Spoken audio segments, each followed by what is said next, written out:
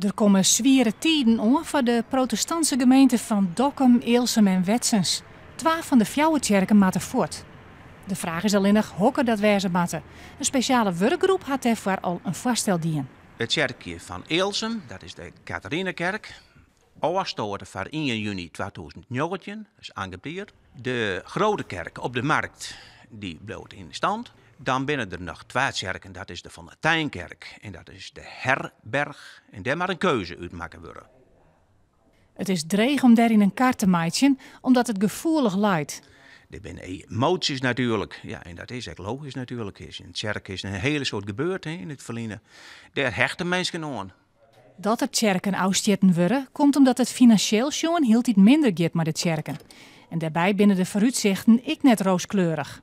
Mensen van 64 jaar en ouder zorgen ervoor 64% van de inkomsten. Nou, dan zeggen je wel, nou, de toekomst er van uitgaande, dat is ouderij natuurlijk. Die hebben het eeuwige leven ook net, maar dat wordt steeds minder. En dan komt er een onevenwichtigheid in de totale inkomsten. Het is wel te hopen dat de ouderijn aast het eeuwige leven krijgen. Wij hopen op het eeuwige leven, alleen er in dit ondermaanse zal dat helaas net gebeuren. In de komende periode zal de vergaderen worden oer hokker kerken sluiten zal. Het definitieve besluit wordt na december door de kerkerieën naam.